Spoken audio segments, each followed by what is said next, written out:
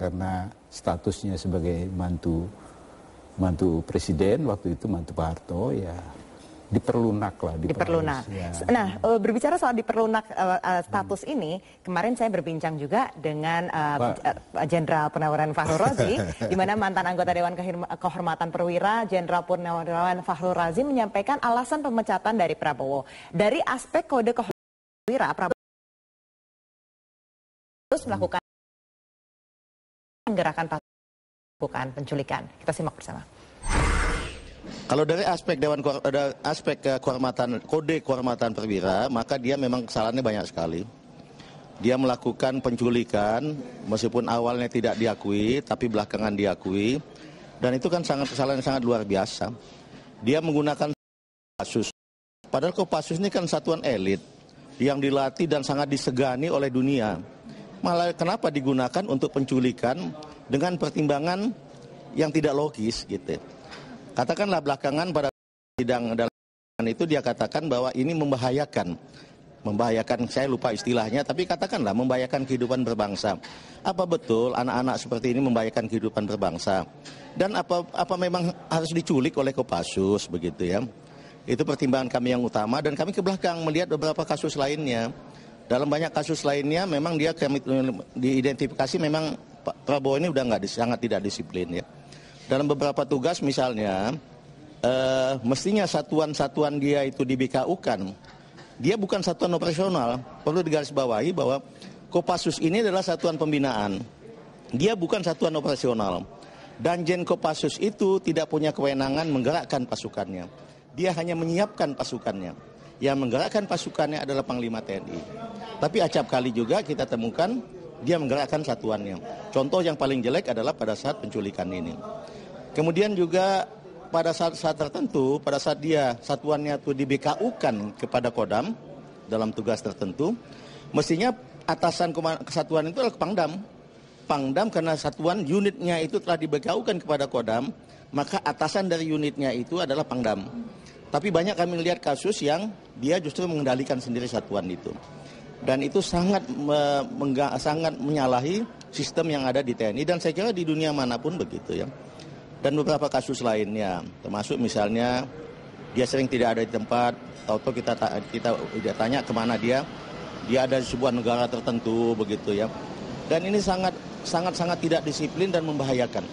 Apalagi terakhirnya pada saat dia melakukan penculikan itu.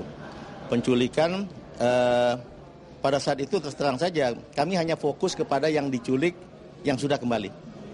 Kami tidak sedikit pun menyentuh yang hilang. Dari hasil itu saja kami anggap dia sudah sangat pantas dipecat. Tapi kami sepakat tidak menggunakan kata pemecatan.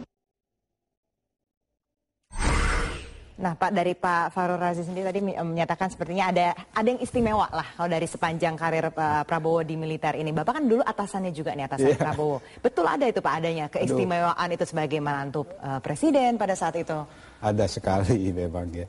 Banyak sekali keistimewaan atau privilege yang didapat oleh Pak Prabowo dengan statusnya sebagai mantu presiden. Termasuk menggerakkan satuannya sendiri. Ya, itu kalau itu sih bukan itu sih sudah pelanggaran itu ya. Sudah indisipliner kalau itu sih. Kalau seperti yang katakanlah ya seorang naik pangkat ini kan ya kadang-kadang 3 tahun sekali ya, tergantung apa yang telah reputasi yang dibuat tuh. Ini pernah kalau tidak salah tidak sampai 1,5 tahun 3 kali naik pangkat. Yaitu karena statusnya sebagai mantu presiden ya. Baik. Itu yang tapi oke lah ya itu satu yang diterima atau yang dipunyai oleh dia. Tetapi sejauh bahwa tidak melakukan hal-hal yang di luar kewajaran sebagai seorang panglima, seorang perwira tinggi, saya rasa itu mungkin bisa dimaklum. Tapi apa yang disampaikan Pak Fakhrul Razi itu semuanya seperti itu. Saya sendiri sebagai komandan waktu itu Danjen Kopassus ya, saya kena tegur sama Kasat deh. Kenapa tuh Pak? Kamu nih itu si Prabowo tuh kalau keluar lapor nggak sama kamu, gitu kan? Ya saya lindungi lah, saya bilang lapor Pak, mana berani dia nggak lapor, saya bilang gitu kan. Tapi Bapak konfront langsung nggak dengan Prabowo? Saya panggil, Wo lu mau pergi kemana sih deh Wo? Pergi deh lu. Tapi lu lapor sama gua dong biar gua tahu lu di mana gitu. Itu memang agak repotnya ya seperti itulah ya. Jadi tidak disiplin lah gitu ya Pak ya pada saat itu. Gitu. Oke. Nah Pak, seperti yang tadi kita bahas, kasus penculikan ini Bapak tadi mengatakan menyedot sekali perhatian publik, tidak hanya di Indonesia tapi juga di dunia internasional, dan sampai sekarang juga masih belum terungkap sebenarnya ya Pak.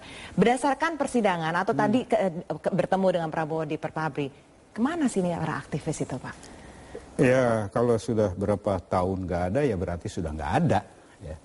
Dikatakan nggak dengan Prabowo di mana mereka sekarang, di apa, penghilangannya bagaimana? Itu katanya ada yang mengaku tahu katanya. Pak Kiflan Zen. Coba Pak Kiflan Zen panggil ke sini deh. Coba minta dijelaskan. Katanya Pak Kiflan Zen tahu kemana yang 13 orang ini. Ya diundang aja kemari dong Pak Kiflan Zen. Baik. Dan saya nggak tahu kemana itu. Yang jelas pasti sudah nggak ada lah ya. Iya. Dan tim Mawar pada saat itu yang melakukan penculikan, apakah khusus dibentuk Pak untuk pada saat itu atau memang sudah lama khusus dibentuk untuk saat itu? Siapa saja sebenarnya sih mereka ini Pak? Ya anggota anak buahnya Pak Prabowo ya. Itu kan ya ada perwira, perwira menengah, ada bintara, ada perwira, ada bintara. Ya. Oke, baik. Oke, Pak Agung, kita akan meneruskan perbincangan kami setelah jeda pariwara berikut. Tetaplah bersama Prime Time News.